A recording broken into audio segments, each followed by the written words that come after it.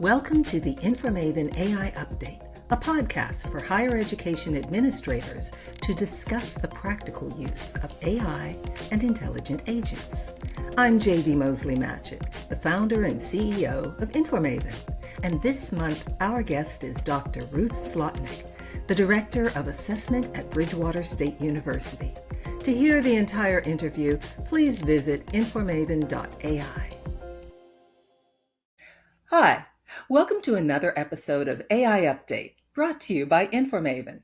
Today's guest is Dr. Ruth Slotnick, Director of Assessment at Bridgewater State University. She currently leads the Generative AI Survey for Assessment Professionals, which is a biannual study examining the adoption, application, and implications of AI in higher education assessment practices. Ruth also serves as a co-leader of the Gen AI in Assessment Community of Practice at the Assessment Institute in Indianapolis, which will launch in October, supporting professional development and AI adoption in assessment. Additionally, she leads the AMCOA AI in Assessment Working Group, an initiative of the Massachusetts Department of Higher Education focused on developing AI guidelines and best practices for assessment professionals across the state. Dr. Slotnick earned her PhD in Higher Education Administration from the University of South Florida, specializing in adult education, and she holds a master's in art education from Penn State, integrating creativity into her approach to assessment. Her current research continues to explore how AI intersects with assessment, equity, and institutional effectiveness, ensuring higher education assessment professionals are prepared to navigate future changes. Welcome to the podcast, Ruth. It's great to be here. Thanks for having me. Now, you've been researching assessment for years. How has it changed in higher education over the past decade? Oh, that's a great question. I think the recent study I did with Mark Nicholas in 2024, where we compared our portrait to 2014, interestingly enough, we haven't changed all that much. To some degree, we're relatively the same. We have a little more diversity. We're primarily white. We're primarily from social sciences. And our route in is through higher education administration. We have a little coming in from teaching, and those who are kind of freshly minted assessment practitioners, researchers from an institution like JMU will come in naturally to the role. But essentially the field still draws from kind of a multi-route entry into the field. I do think that we have expanded into student affairs assessment, and that's been a wonderful contribution to our field. If we kind of dial back about 15 years ago, student affairs was sort of a low level conversation in the research or topics. It would kind of come up to some degree in terms of working with students through student life or student governance. And now I think we have more of a structure, an interest, a body of research. If you look at the work that Gavin Henning is doing, in part some with Joe Levy, C.G. Heiser, these are all really powerful research-driven individuals who have added the student affairs piece to our field. That's great. Wow, you've had quite a journey, but now you're investigating how to effectively incorporate AI into higher education assessment.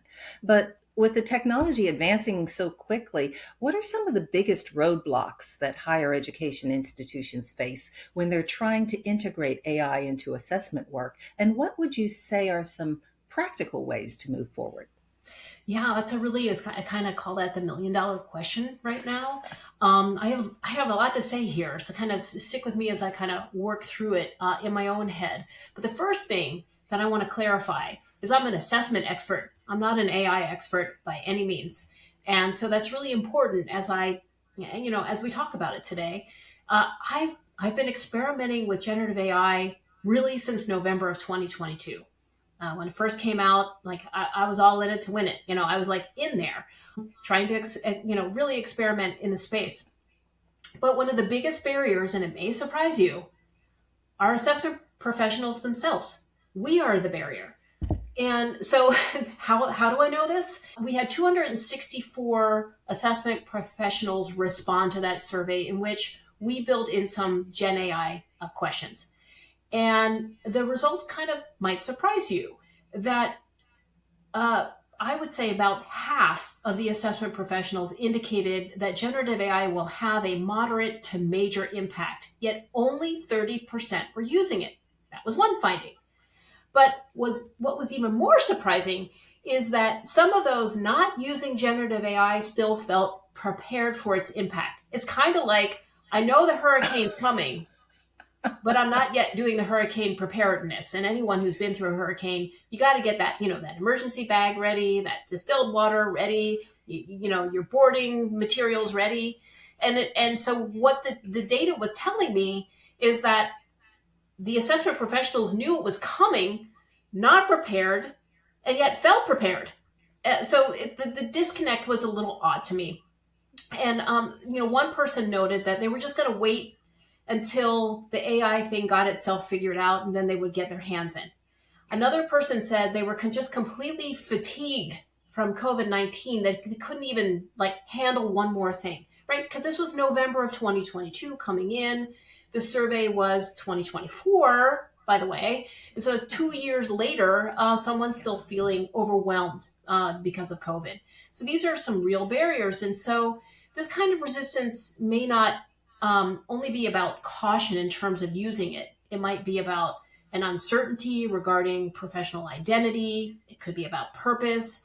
I've had numerous conversations with colleagues who have privately expressed concern about the implications of Gen AI adoption. They're asking thoughtful questions about how automated and even semi-automated analysis might change the nature of the work. Could it put us out of work, right? And as Ethan Mullick from Wharton recently noted, the biggest barrier to AI adoption isn't the technology itself, it's the organizational immune system that rejects change. And this perfectly captures, I think, what we may see playing out in the field.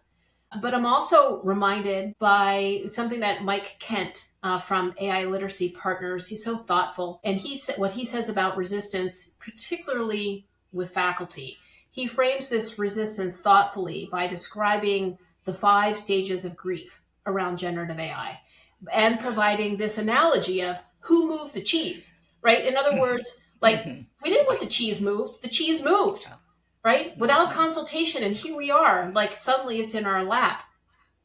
And, the Gen AI sort of took us all by surprise and we were not ready.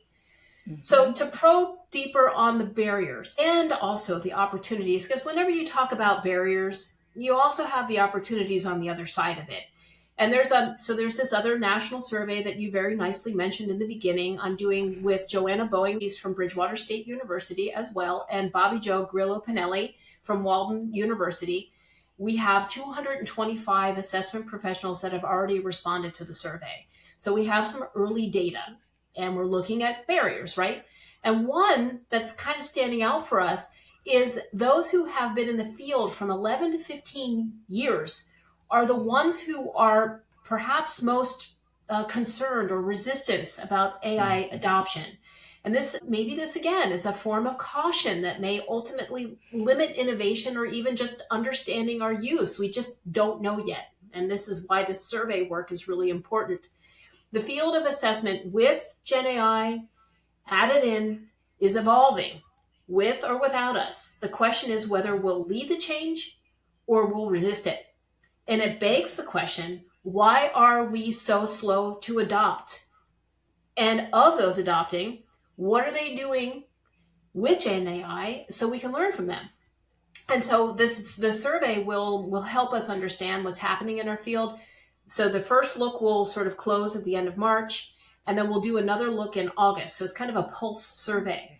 And because this field is moving so quickly, Gen AI and how it's intersecting, we kind of have to do a regular check-in as opposed to, let's do the survey every 10 years. That's just not going to work right now. I also want to take a moment and say, however, I'm particularly concerned about the ethical implications of Gen AI that many assessment professionals are rightly, voicing issues about data privacy, intellectual property rights. The potential for bias is legitimate, all legitimate.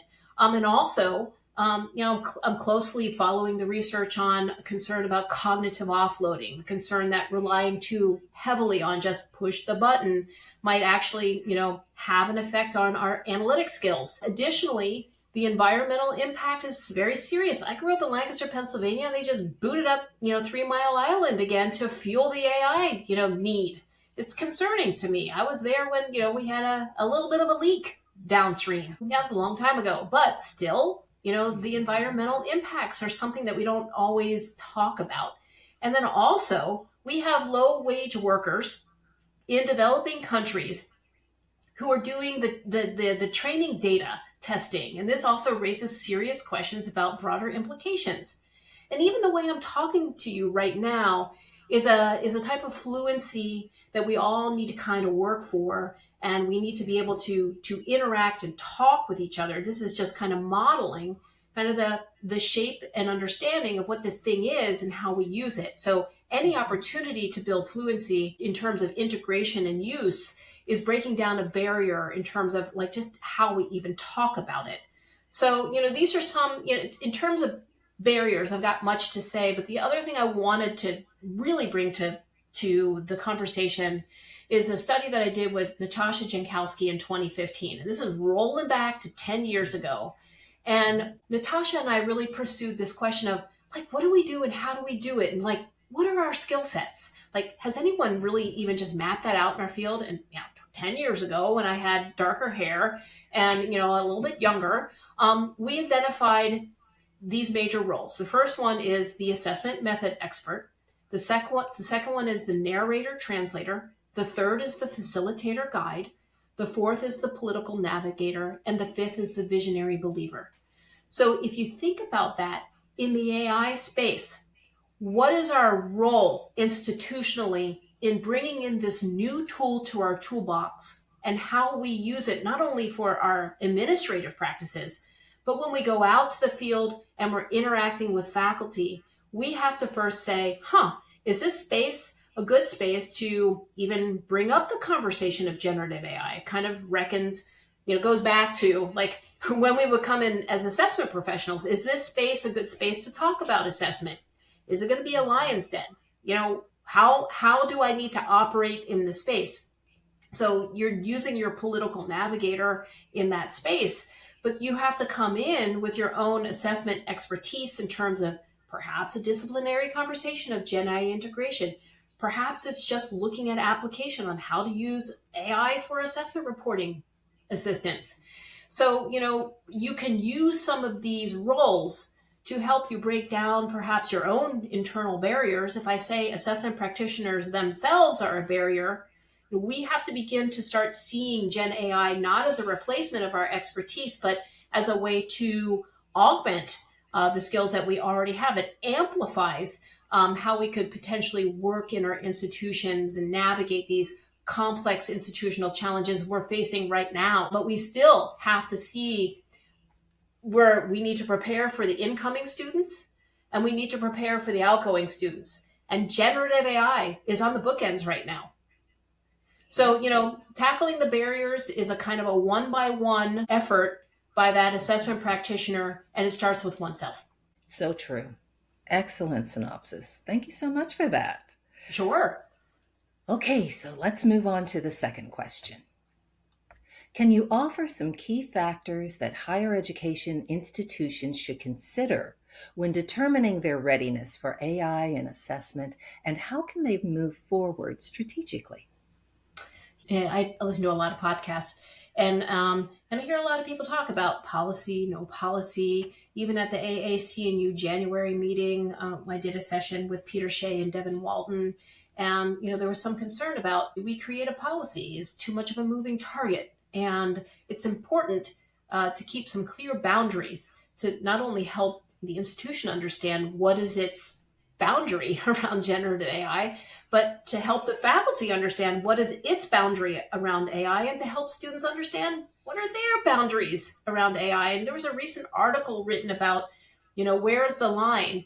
This is literally the title of the paper. Where is the line? It's a blurred line. It's an absurd line, right? So, we got to have some lines. So generative AI isn't just being ready for the technology. It's about culture. It's about mission. It's about governance structure. It's about strategic alignment to those things, like, the structure, the mission.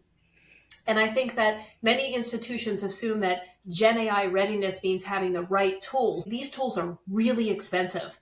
That's a huge barrier. So my observation is that many universities are generally interested in innovation, but they're struggling with how to operationalize it effectively. I don't have a clear answer on just how to get started, but I do think that as Peter Shea says, and he observed in a study on institutional Gen AI readiness, he said the gap between expressed enthusiasm for Gen AI and actual implementation reveals deep structural resistance to change in higher education. And I think this is particularly an important point when it comes to unionized environments.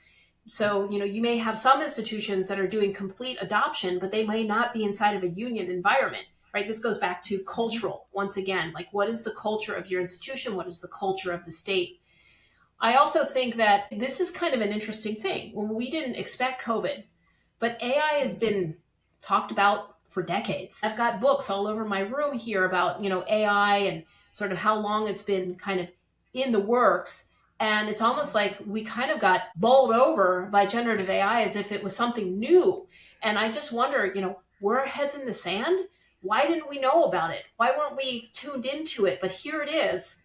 And now we have to think about how this dynamic is manifesting in our field, and we have to grapple with it. It has strengths and it has weaknesses. So it's both this large language model outputting is both unreliable and dangerous, but it also is useful.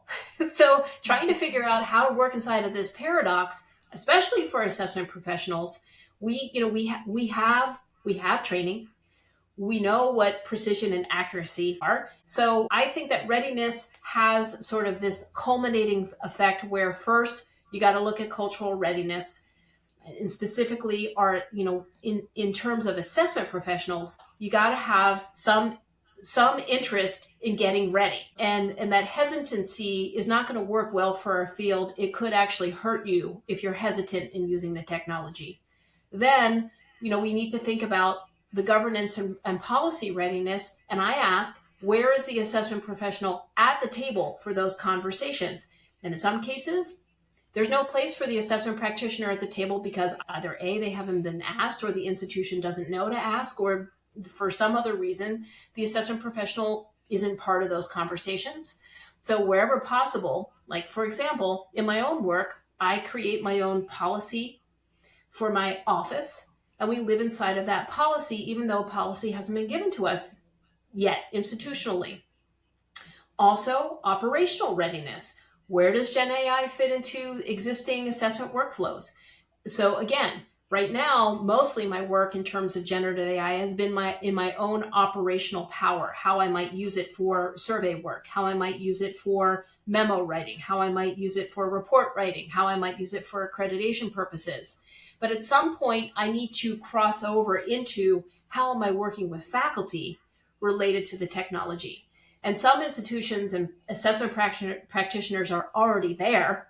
And some of us are still just in the operational space in terms of what is in the locus of our control. I will say that at our institution at Bridgewater, we're offering some mini grants for faculty to apply to tell us about use case scenario. And it can either be a probing project, one where like they've either eschewed the technology or they've been thinking about it, but they haven't had the right motivation to go there.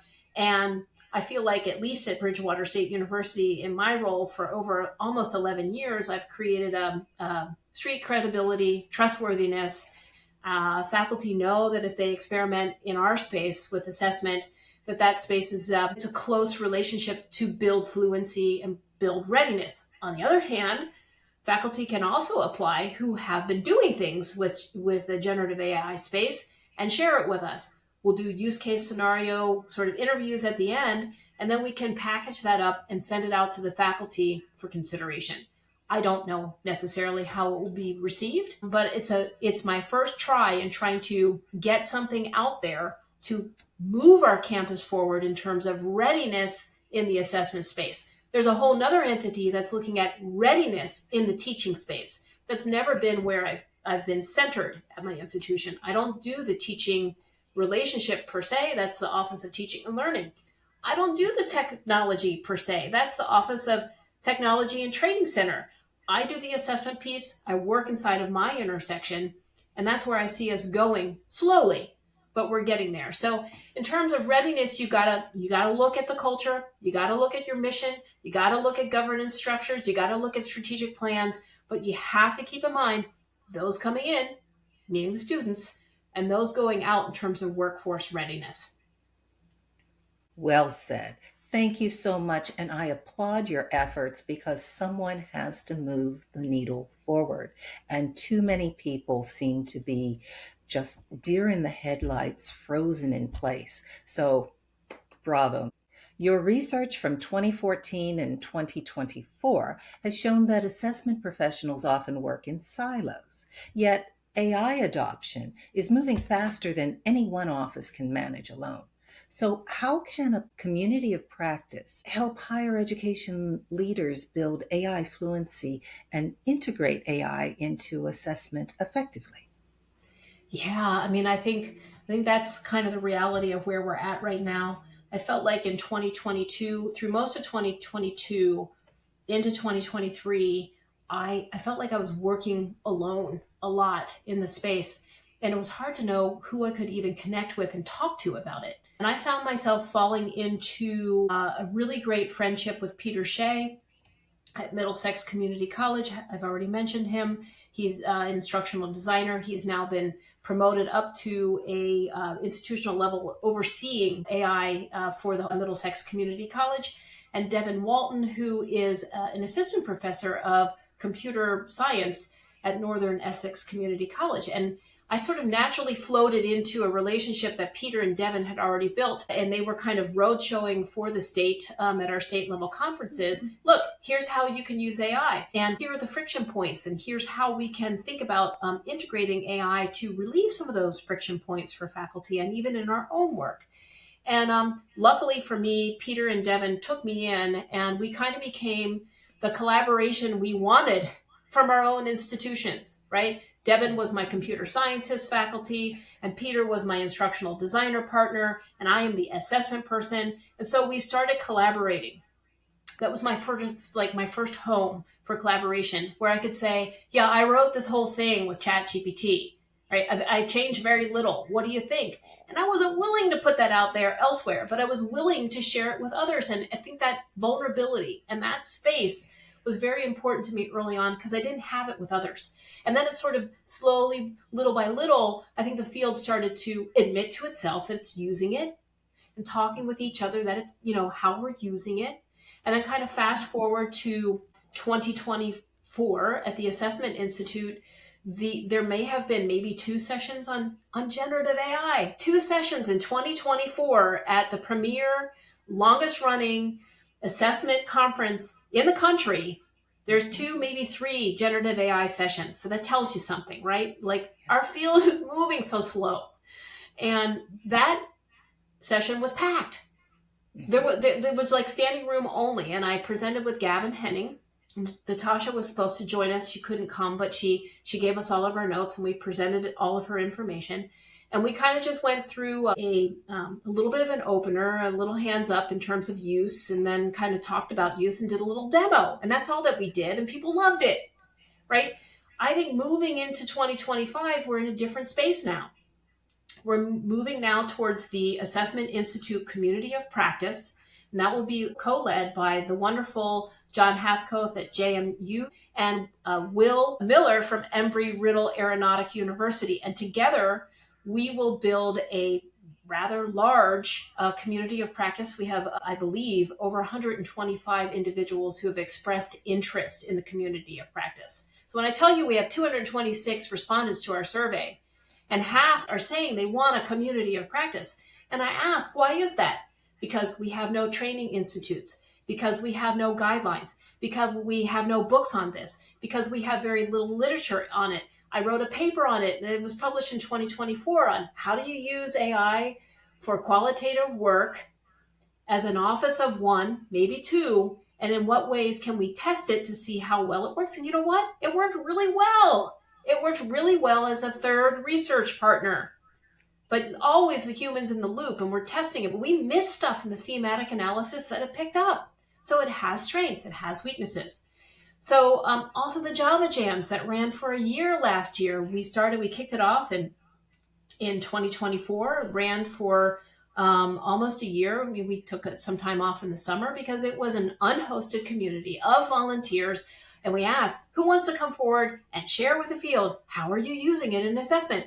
And that's how I got very connected to David DeSabatito, Josephine Rodriguez, Will Miller, of course, and Converse Wilcom at Drexel University, Devin, Peter, Joanna presented on cautions. Like we're building the field together. But those sessions were really well attended, and we were just running an unhosted community. And we sprinted right out of the gate with sort of a lot of conversation. And then we noticed that the field was shifting to more, we don't want just the conversation. We want like a 45-minute walkthrough of how are you using this thing? And that kind of brought us into the current moment where we need to move from these quick sprints to a deeper training where we run it for each other. AAC&U had I believe, an institute, and it was for faculty, right? And Ailey is doing some really great webinars. And Nian, for example, right down our Massachusetts group outside of AMCOA is doing, some sort of presentations or panel presentations, but we need more than that as a field. So this community of practice is where we need to be because this fire hose is coming fast at us.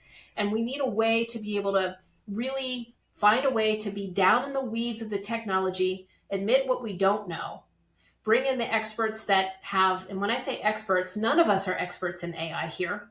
We may actually have to bring in an academic integrity expert. We may actually have to bring in an ethical training on, how are we using it? What are the ethics? What are the sustainability outcomes? How, when we're interacting with the technology, what does that mean for us, for the world, for our environment? So we have to be the training we need because it is not out there. You can get some, Google training. You can get some Microsoft pilot training. You can go on LinkedIn and get all sorts of training, but it's not built for the managers, directors, leaders, practitioners. We have to build it for us, and no one's going to do it for us. And that's why this community of practice through the Assessment Institute is its own unique, very much needed next step. And we have to wait until 2025 to get there, right? We have to wait for the kickoff. So we're starting to build the structure of what it's going to look like.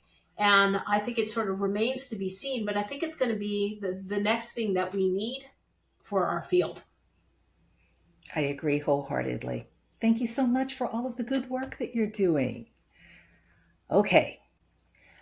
Accreditation and institutional effectiveness efforts increasingly rely on data, and AI does have the potential to support that work. So, what ways would you suggest for institutions to integrate AI into assessment reporting while still maintaining human oversight and credibility?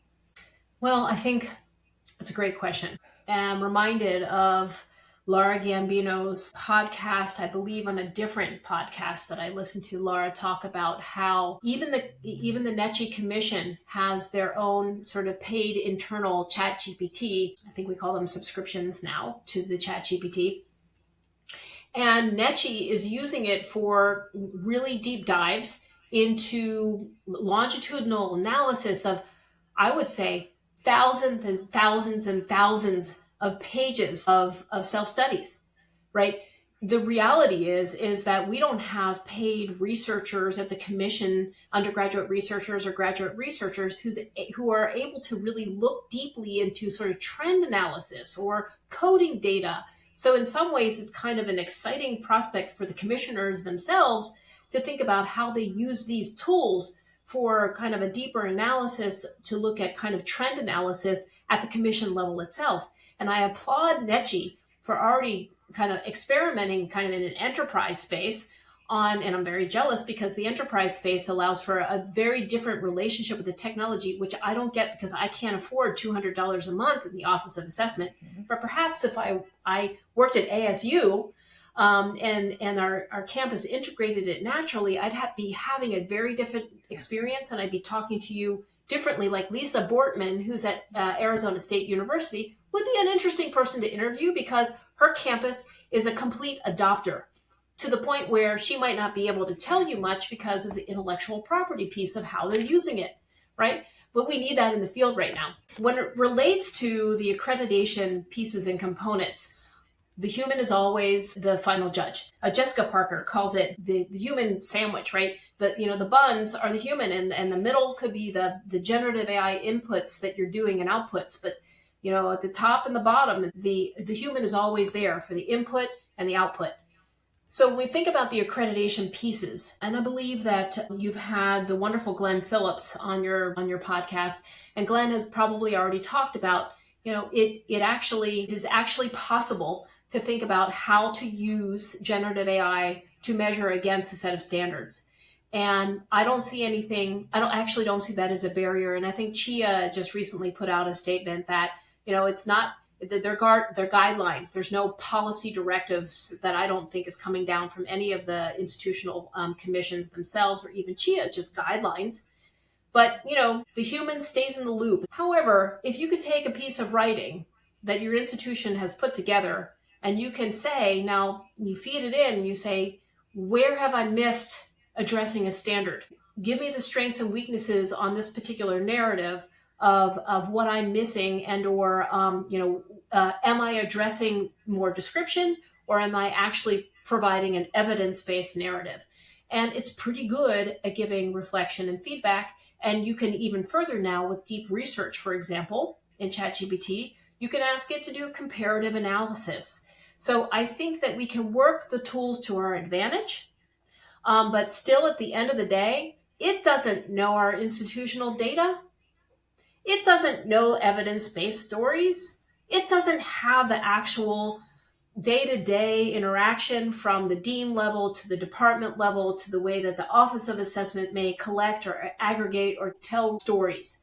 So it's not going to replace the assessment professional and or even a writing team's work. However, it can serve as a really powerful copy editor. Copy editors are expensive. It could do a first pass copy edit. You can tell the machine, that's all that it is. You can tell the machine to go through, not change a single word, but go through every single page and look for where every page needs copy edits. You can restrict what you tell it to do for preparing the narrative. Now, writing the entire narrative without actually having humans in the loop I think is nearly impossible. Although it'd be kind of a fun project to see where it goes. And my guess is that it will start hallucinating all sorts of data. It will make up data. It wants to please you. The machine wants to please you. It will make up some data and it will stick the data in there and probably create some pretty graphics that will have nothing to do with your institution. So all that to say is that I think that it could have a role as a tool in the work that we do on our campuses and the contributions the assessment person might have in any sort of accreditation writing components. Now, we all have perfect 2020 hindsight. So if you could go back to 2022 and give advice to yourself at the beginning of your AI journey, what would you say? And what do you wish you had known? Yeah, it's like such an interesting question, because I think I tell myself three things. Start experimenting more and sooner. Although I'd say I was pretty prolific. I put myself out there on LinkedIn. I connected with some of the brightest minds and voices. I scanned the headlines. I followed the stock market. I tested frontier models. I watched the latest updates. As they progressed, I followed the drama on OpenAI, on X. I read articles in the New York Times. I read the Substacks, the blogs of Lance Eaton, Donald Clark, Peter Shea. I listened to webinars, both in higher education and in business and outside of business in the health sector. And I also listened to lots of podcasts, including a podcast that brought on students, both grad and undergrad, to share their experiences, which was really eye-opening, including one graduate student said she's concerned that people will start talking like the bots themselves, like, I'm going to do a deep dive or kind of words that crucial, the sort of words that the bots pumps out over and over again. Her concern was that we're going to start talking like the bots. So sometimes when I say, well, we're going to do a deep dive or a deep research, am I starting to talk like a bot? I even co-presented with colleagues at assessment conferences in the state of Massachusetts, at the Assessment Institute, right, at AAC&U conference. So I feel like, I have been out in front, and yet when I look back, I keep thinking I wasn't in it enough early enough. So what is that about? I think that's really about, as I said prior, it's kind of the fire hose moment where information is coming at us so fast and so quickly, we always feel like we're behind. And even in 2022, I just felt, at some points I felt like, okay, I'm on top of the conversation. And I take a day off from the technology and from social media. And the next thing I know is I get onto LinkedIn and there's, hundreds of people presenting models of really interesting ways to think about generative AI and how we do, how we use it in higher education. Maria Prashik, who's in Europe, she's very much in the space talking about higher education use and teaching and education overseas. And Donald Clark is in England. So when you start looking at the higher education world, AI is actually bringing us closer together. We tend to stay in our national sort of states of mind. But I think this general purpose technology, as Ethan Mullick calls it, the GPT, is different than any we've ever had before. Henry Kissinger's new book on Genesis talks about this polymath, this type of person who is so bright in science and math and technology. We have relied on that polymath for many centuries, and AI is the new polymath. It's very different than anything we've ever experienced before in higher education, and it is disrupting higher education. So, when I look back, I wonder what I could have done more of, and I think I did all that I could at the time, and I'm doing all that I can now, realizing that I'm not an AI expert, and I'm just looking at where is my opportunity to integrate in my field, and where is the opportunity for me to inspire others to maybe get off the fence a little bit and try it. There are plenty that are just going to resist and say, there's no way I'm even going to try this technology or use that technology. And I think that's going to put them at an increasing disadvantage. Many people have said this before, AI won't replace you, but someone who is really fluent and has the ability to experiment in the space may replace you. One of the questions we ask in our survey, this may be kind of a good wrapping up point, but one of the questions we ask is, do you see AI being integrated into a call for a position in your office in the future? Like, will it be, you have to know Excel, you need to know how to use Qualtrics, maybe there's some, other kind of data analytics software you need to use. And do you know how to use generative AI and integrate AI into disciplinary perspectives? Like, what is your fluency to be there? And if you can't speak of that fluency now, you got to get in the space so that even if you're not going to use it, you know how to talk about it. You know where it's at currently. You know that this model just revised itself to add this additional thing over here. And so if you're not in that space, you got to get in that space and you got to be part of the conversation. And it's nothing we've ever seen before. I also think that the community college space is going to be an interesting space to watch. Why? Because the community colleges have always served students in terms of access. It's always served students in terms of local, and it's always served students in terms of workforce readiness. And so if we're talking about being ready for the workforce, I am worried about some of the universities and state colleges and privates that are not actually tackling, are we preparing students for AI readiness and fluency and ethical use, intellectual property, sustainability? Are we preparing them for the future? So as we look ahead, where can you also influence your university to step up? So, these multiple roles that we play as assessment professionals aren't just in just how we experiment it and we get out of our own way as a barrier, but we actually build our campus collaborative structures within and around each other now, where we can all serve the needs of students in terms of all students have an equitable chance upon graduating to be leads in the space when they enter a field, right? So that's my greatest hope, is that we all sort of look ahead in terms of what does the student need, not what is my resistance, and I don't want to be in this technology, or I'm going to wait on the sidelines till it comes along, or I don't have the capacity. We can't wait. It's happening. It's happening. It's happening in higher education, and it's happening in the workforce. So higher ed needs to be a player, be a part of it. Precisely. Thanks so much for giving us so much food for thought, Ruth. It's so important for higher education administrators to base their approach to AI on solid research instead of relying on gut feelings and instinct. I think you're right. You can take that gut instinct, and you can take it and you can say, okay, let me play with that a little bit. And I'll just leave you with a funny little story of my dad is 89 years old, and I loaded ChatGPT on his phone, and we selected a good voice for him, although the voices have changed a little bit. He liked the original voices, and he talks to it. He's often alone and isolated, and he talks to ChatGPT. He might need advice on a friend who is dying.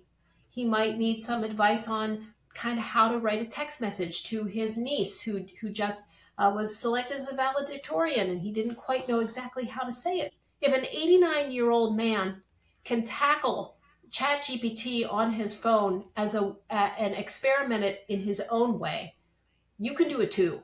You can actually think about where it might, if you're not going to use it in higher education, you could think about how you might want to use it in your own life, and maybe help your senior parents think about, in their own isolated way, how this technology could make them feel a little less isolated, because the technology is pretty savvy, and it can actually make it feel like you've got a person to talk to. And I think the senior space is going to be an interesting one to watch, to see, in some ways, we don't, how we care for the aged in this country is always a little bit of an afterthought. And I think that some of the generative AI technology, even being integrated into other, I'm not going to say the ALXEXA, because it will respond to me over there, but I think the technology will continue to advance in a way that will be so integrated, we won't even know that we're actually interacting with the GPT. So the agents are coming. They're coming to our to our desktops. We'll be able to help them help us in all sorts of ways in our personal lives. I still think that we have a way to go in terms of how it's going to help us in our university lives. For more information about AI news and trends that are directly impacting administrators in higher education, please follow InforMaven on LinkedIn and visit our website at InforMaven.ai. This recording is a production of InforMaven LLC, all rights reserved.